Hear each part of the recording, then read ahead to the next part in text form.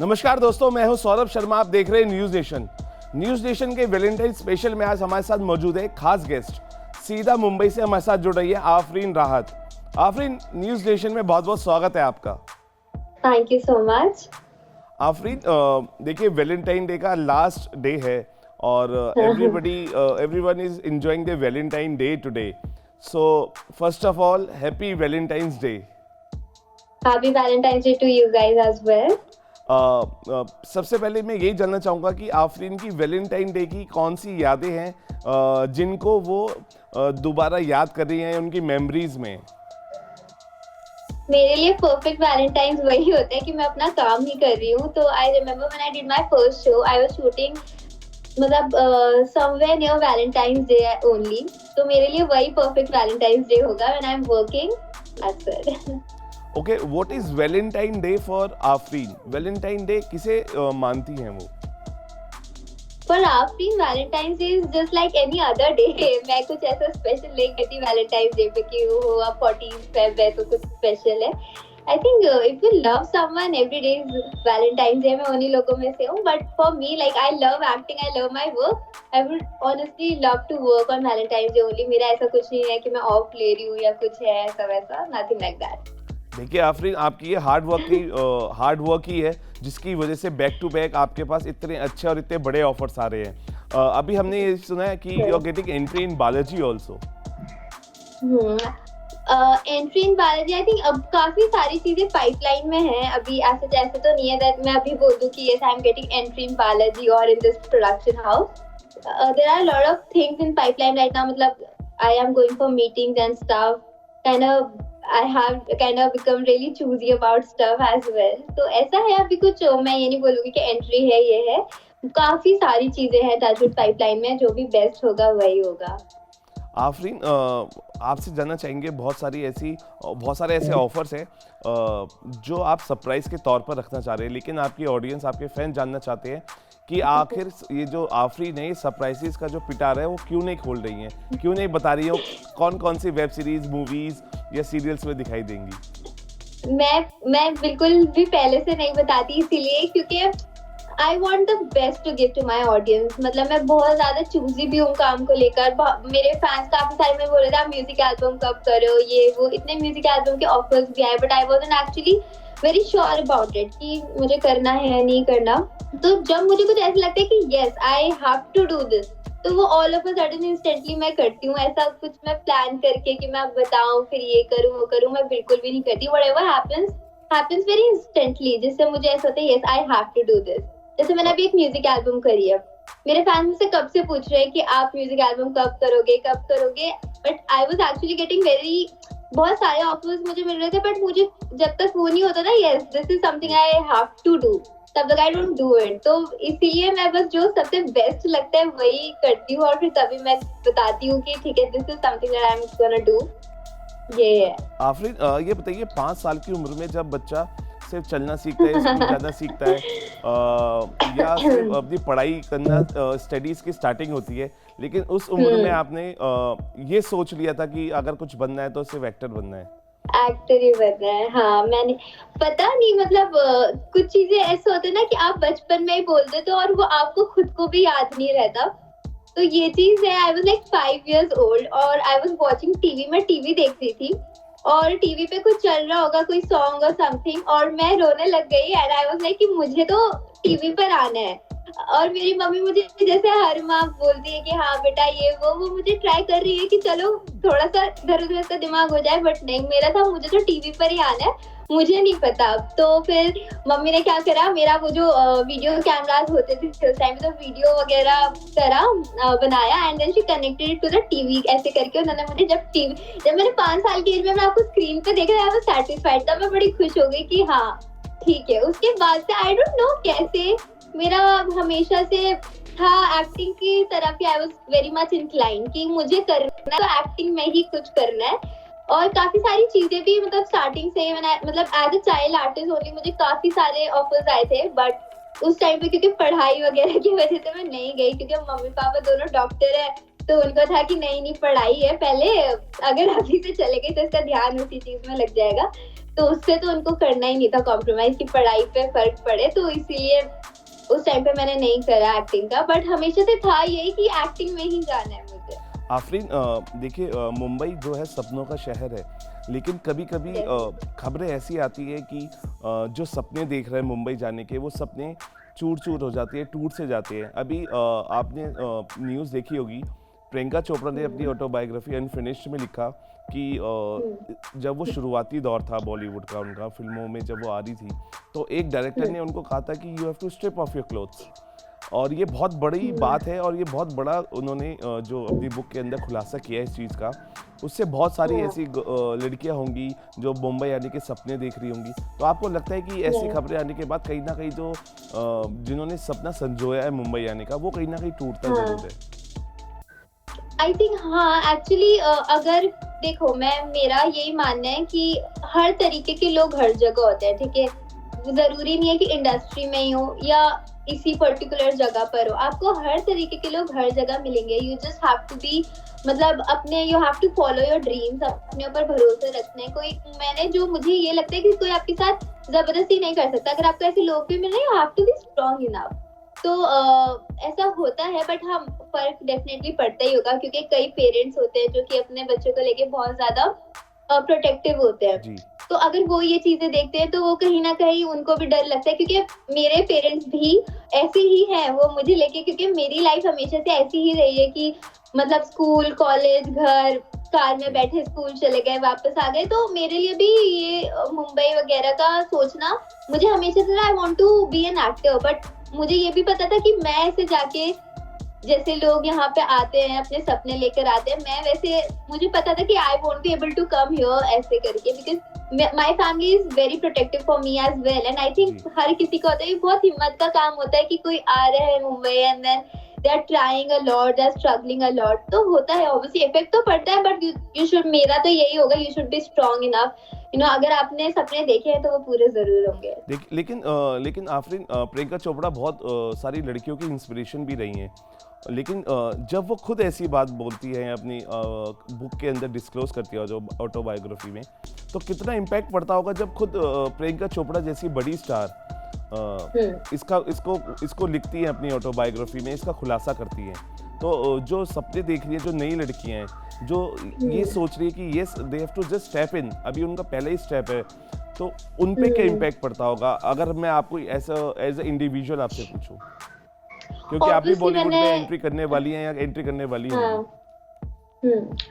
Obviously impact तो पड़ता ही है, क्योंकि कहीं ना कहीं हर बंदे को डर तो लगता ही है ऐसा कि ऐसा है तो पता नहीं हम क्या करें, जाए ना जाए। कुछ लोग सोचते भी है कि रहने दो अगर ऐसा है तो, बट अगर हम इसका पॉजिटिव साइड भी देखें तो हम मेंटली प्रिपेयर्ड होके जाएंगे कि अगर हमें थोड़ा सा भी यहाँ से ऐसे वाइब्स आ रहे हैं, we won't obviously go there. तो एक पॉजिटिव इम्पैक्ट भी और नेगेटिव इम्पैक्ट भी, मतलब उन्होंने तो अपना लाइफ जर्नी ही शेयर करे कि ऐसे भी लोग होते हैं। तो हम इस तरीके से भी इसको देख सकते हैं कि काफी लोग उनसे ये सीखने को भी मिल रहा है कि अच्छा ऐसे लोग भी आपको मिलेंगे, और आपको अपने आप को, मतलब आपको तैयार रहना है कि you have to maintain a distance अगर आपको थोड़ा सा भी लगता है तो। लेकिन तो यही है ऑब्वियसली। आपने एक और खबर अभी देखी होगी, उमेश कामत है, उनको अरेस्ट कर लिया गया। वेब सीरीज के नाम पे पॉर्न क्लिप्स को शूट किया जा रहा था, उनको विदेशों में अपलोड किया जा रहा था, और कई गिरफ्तारियां इसमें हुई हैं, कई टीवी एक्ट्रेसेस के नाम भी इससे जुड़ने में आए हैं। तो आपको लगता नहीं है कि लगातार ऐसी जब खबरें आती है तो थोड़ा डीमोरलाइज्ड आप होते हैं, थोड़ा सा लगता है कि हाँ जाऊँ ना जाऊँ, जाना चाहिए या नहीं जाना चाहिए? मुझे आई थिंक मेरा सिर्फ एक बहुत ही सिंपल सा चीज है कि अगर आप अपनी तरह से बिल्कुल ठीक हो, आपको पता है कि आपको ये चीज नहीं करनी है, आपको इन चीजों में नहीं पड़ना है, तो आपको, मुझे तो ऐसा खुद से वाइब्स आ जाती है कौन बंदा कैसा है। अगर मैं अपनी बात करूँ तो मुझे पता लग जाता है अच्छा ये ऐसे, तो आई माई सेल्फ मेंटेन डिस्टेंस। और टच वुड मेरे साथ तो अभी तक बिल्कुल भी नहीं मिला, मुझे इंडस्ट्री में अच्छे ही लोग मिले हैं अभी तक, जितने भी मिले हैं, जितना मैंने काम करा है सब बहुत अच्छे मिले हैं। तो मुझे नहीं पता, बट ऑब्वियसली लोगों के साथ हुआ है और ऐसा होता है तो ठीक है। मतलब मुझे ऐसा लगता है कि सबको बस अपना ये पता होना चाहिए कि हम कैसे हैं, और बस। तो आफरीन, कैसा लगता है कि जब आपकी जो फिल्म है काले चिट्टे रंग इंटरनेशनल फिल्म फेस्टिवल के लिए उसका चयन होता है और वहाँ दिखाई जाने वाली होती है, तो हाँ आप अपने आप को कहाँ फील करते हैं? ये you feel like flying in the sky और लाइक व्हाट, कैसा लगता है? ऑब्वियसली मतलब आई एम ऑन क्लाउड 9 तब से। मतलब ये फिल्म ऐसी है, जब मुझे मिली थी उन्होंने मुझे पिच करा था, मतलब मुझे कॉल आया था, तो आई वाज नॉट श्योर कि मैं ओटीटी करना चाहती हूँ या नहीं, क्योंकि मैं बहुत ज्यादा पर्टिकुलर हूँ चीजों को लेके। जैसे मैंने आपको बताया कि मैं जो मुझे लगता है ना, आई जस्ट डू दैट। मैं ये नहीं देखती अच्छा फिल्म है तो I have to do this. तो जब उन्होंने मुझे कॉल करा, I was in Delhi and I was not actually very sure. जब मुझे बताया गया था ये ओटीटी पर आएगी, तो मैंने बोला कि I don't know if I want to do it और नॉट। तो मैं थोड़ा ऐसी बहाने कर रही थी कि I am not even in Mumbai. जैसे मैंने बताया था कि मैं दिल्ली में ही थी, जी। मैं मुंबई, मुझे पता था I won't go there and I मैं वहां पे ऐसे रहूंगी। और तो उन्होंने मुझे बोला कि ऐसे ऐसे, मैंने बोला I am not in Mumbai as well, तो मैं क्या करूंगी। तो उन्होंने बोला ठीक है आप वीडियो कॉल कर लो, मैं लुक टेस्ट देखूंगा, ऑडिशन लूंगा। जो प्रोड्यूसर है संदेश सर, तो मैंने बोला ठीक है चलो वीडियो कॉल कर। मैं ऐसे ही सिंपल बिल्कुल सोकर उठी थी, इमेजिन, और मैंने वीडियो कॉल करी। और एक्चुअली उनको ऐसी ही लड़की चाहिए थी उस टाइम पे, बहुत सिंपल सीधी सी लड़की जो हो दिखने में।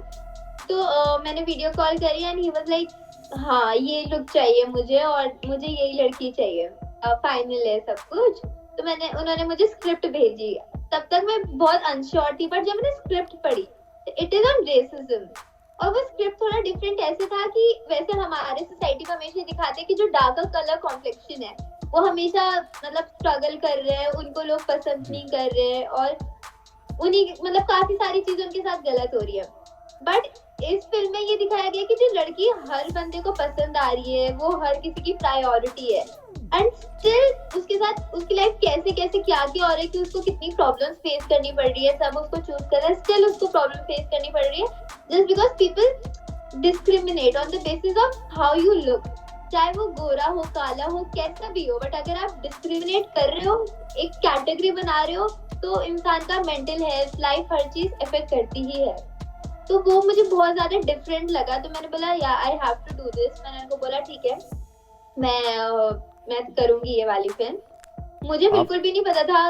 हाँ जी आफरीन, मैंने ये भी सुना था कि आपको एक और बड़ी फिल्म ऑफर हुई थी, लेकिन किसी कारणवश आप उसको भी नहीं कर पाए, मैंने मना कर और दिया। विद्युत जामवाल मैंने उसके हाँ हीरो थे। हाँ मुझे ऑफर हुई थी, बट मैंने उसको मना कर दिया, क्योंकि मतलब मीटिंग्स वगैरह पे बुलाया गया था, बट उसमें कुछ क्योंकि मैं बहुत पर्टिकुलर हूँ, जैसे मैंने बोला ना कि हर चीज आपके ऊपर है, आपको कोई फोर्स नहीं कर सकता। उसमें कुछ ऐसे, उसमें अब आजकल हो ही रहा है ओटीटी पे बोल्ड सीन्स है, ये है वो है, तो उन्होंने मुझे बताया कि वो थोड़ा सा उसमें बोल्ड सीन्स होंगे, वो कुछ जेम्स बॉन्ड का रीमेक टाइप का था। मैंने बोला बोल्ड सीन्स है तो वो तो मुझे करने ही नहीं है, तो मैंने इसीलिए मैं ओटीटी में कंफर्टेबल नहीं थी, जो मैं बता रही थी। बट इस हमारी फिल्म में ऐसा कुछ भी नहीं था, तो मैंने उनको हाँ करा। तो इसमें उन्होंने बोला बोल्ड सीन्स है, ये सब कुछ है, तो मैंने ऑन द स्पॉट मैंने बोला मुझे करना ही नहीं है, जो तो मैं उसका 100% आफरीन श्योर कोई हूँ। भी बोल्ड सीन्स नहीं करने वाली हैं? आफरीन कोई भी बोल्ड सीन्स नहीं करने वाली है ये तो पक्की बात है। अच्छा आफरीन, देखिए वैलेंटाइंस डे है, अगर मैं आपसे पूछूं, क्योंकि आप बॉलीवुड में आप एंट्री कर रही है, who is your favourite Valentine couple in Bollywood? I think Shahid and Meera are very मतलब वेरी अडोरेबल, मुझे बहुत अच्छे लगते हैं वो दोनों साथ में। Varun and Natasha as well, मतलब वो चाइल्डहुड लव स्टोरी जो चली है और अब शादी हो गई है, दैट इज सो स्वीट, तो वही मेरे फेवरेट होंगे। अगर मैं ये पूछूं कि अगर आफरीन किस बॉलीवुड एक्टर के साथ काम करने को बहुत उतारू हैं, she is willing to do work with which actor? Listen, जैसे मैंने आपको बताया कि मैं बिल्कुल इस तरीके का नहीं करती, जैसे विद्युत इज आल्सो वेरी स्वीट, वो भी बहुत अच्छा है, लेकिन क्योंकि वो स्टोरी अच्छी नहीं थी तो मैंने उसके लिए भी मना कर दिया। तो मैं एक्टर वगैरह नहीं, मैं स्टोरी पे ज्यादा ध्यान देती हूँ। बट हाँ, जो है ऐसा कि I would really really like to work with someone, तो उसमें one would be Varun Dhawan and another one would be Salman Khan.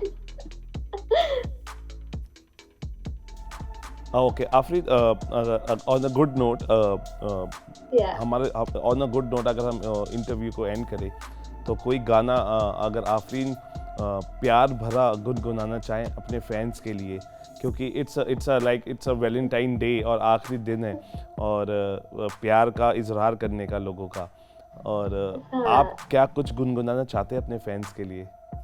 प्यार का कोई मेरी नगमा? तो आवाज ही अच्छी नहीं है तो मैं क्या ही नहीं फिर भी गाऊंगी। कोई बात नहीं, लेकिन आफरीन को प्यार करने वाले उनकी आवाज़ से, उनकी एक्टिंग से सबसे प्यार करते हैं। अगर कोई प्यार का नगमा अगर आप इससे एंड करें हमारा इंटरव्यू। ठीक है, मैं 2 लाइन्स गा देती हूँ और मेरी आवाज श्योर, बिल्कुल अच्छी नहीं है, बट अब आपने आई बोला बेग, ही कि आई क्लैप फॉर यू। ओके चलो, आप भी गाएंगे मेरे साथ तो मैं गाती हूँ फिर। आप स्टार्ट कीजिए। चलो मैं जीना जीना गा देती हूँ उसकी 2-3 Very nice. लाइन, आप भी मेरे साथ गा लीजिए श्योर। फिर। दहलीज पे मेरे दिल की जो रखे है तूने कदम, तेरे नाम पे मेरी जिंदगी लिख दे मेरे हमदम। ना सीखा मैंने जीना जीना कैसे जीना, ना सीखा जीना तेरे बिना हमदम। ना सीखा मैंने जीना जीना कैसे जीना, ना सीखा मैंने जीना तेरे बिना हमदम। वेरी नाइस आफरीन, बहुत खूब। देखिए यही हिडन टैलेंट था जो हम बाहर लोगों को hidden दिखाना चाह रहे talent। थे। आप गाती बहुत अच्छा है, बिल्कुल भी अपने ऊपर बिल्कुल शक मत करिए, आपकी आवाज़ बहुत अच्छी है। और माशाल्लाह आप अब आने वाली फिल्मों में, वेब सीरीज़ में, अपने हर काम में, हर कदम पे आप बहुत अच्छा करेंगे। हमारी शुभकामनाएं आपके साथ है। हम Thank you आपको so और भी much। नई नई चीज़ों में, नए कैरेक्टर्स में, नए रोल्स में कुछ नया करते रहते देखना चाहते हैं। तो अब आपका बस यही है कि बस लोगों को इंतज़ार है कि आप किस फिल्म के लिए, किस हीरो के साथ अब यस करते हैं और अपनी फिल्म की शूटिंग करके एक बड़ा सरप्राइज़ अपने फैंस को देते हैं।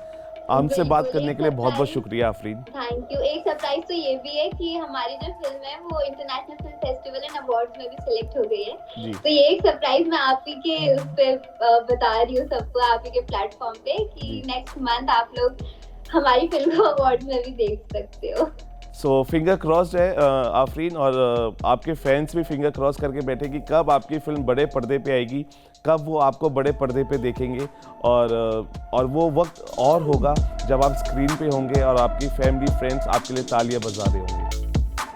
बिल्कुल, thank you so much. Thank you talking to us Afreen.